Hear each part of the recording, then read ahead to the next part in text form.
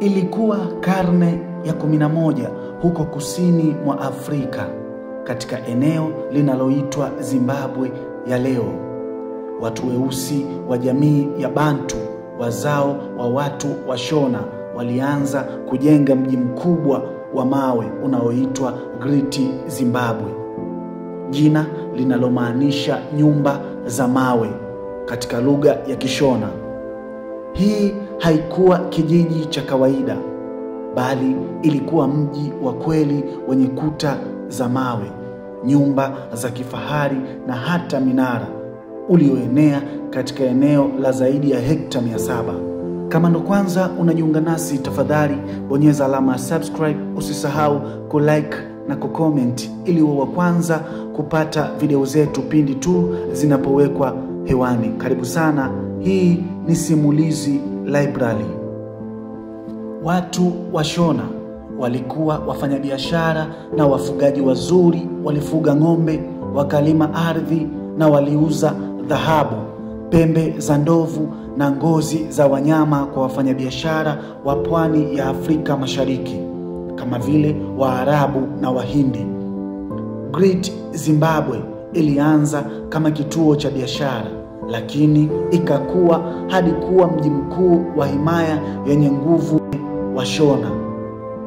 Mji huu ulijengwa kwa mawe makubwa ya granite yaliyokatwa kwa ustadi bila kutumia chokaa. Mawe yalipangwa kwa makini hadi yakashikana yenyewe. Kuta zake za juu zilifikia mita 11 na sehemu moja inayoitwa Great Enclosure ilikuwa na ukuta wa mviringo wenye urefu wa mita 250. Ndani ya mji walijenga nyumba za mawe, madhabahu na hata njia za siri zinazoelekea kwenye maeneo ya kifalme. Na ustadi wa ajabu wa kuchonga mawe, walichonga ndege za mawe zinazoitwa Zimbabwe Birds, ambazo sasa ni alama ya taifa la Zimbabwe. Watafiti wanasema ndege hizi zilikuwa za ibada, labda zikiashiria roho za wafalme waliotawala.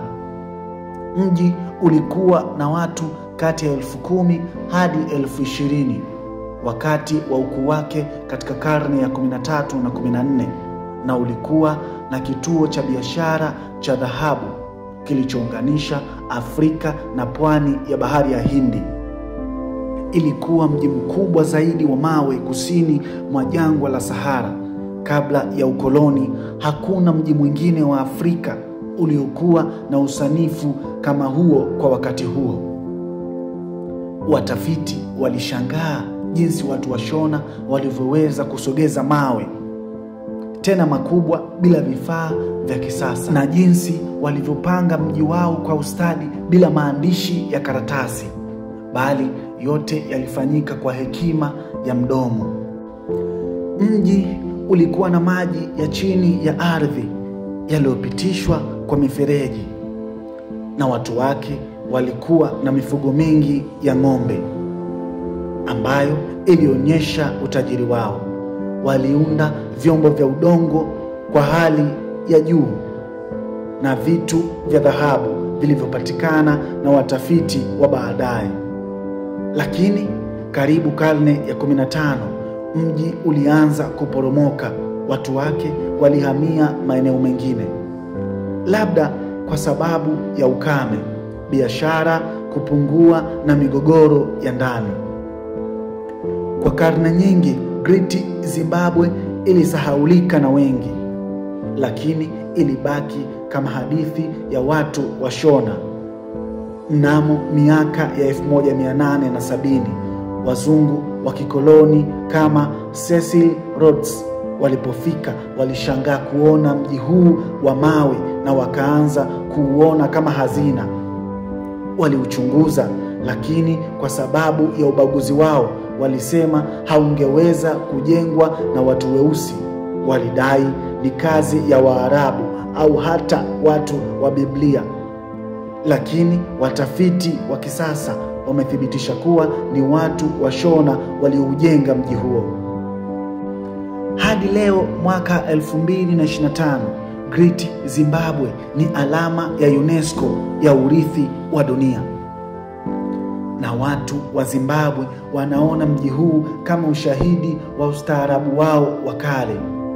Watafiti wamepata dhahabu, vyombo vya udongo na ndege za mawe, lakini bado kuna siri nyingi. Kwa nini mji huu uliachwa? Na ni nini kilichotokea kwa watu wake?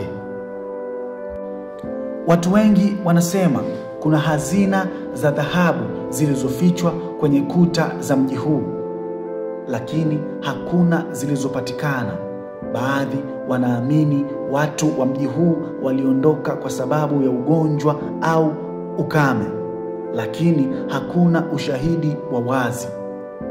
Watu wa Shona wanasema mji ulijengwa kwa msaada wa miungu yao, lakini hii ni imani tu, hakuna ushahidi wa moja kwa moja.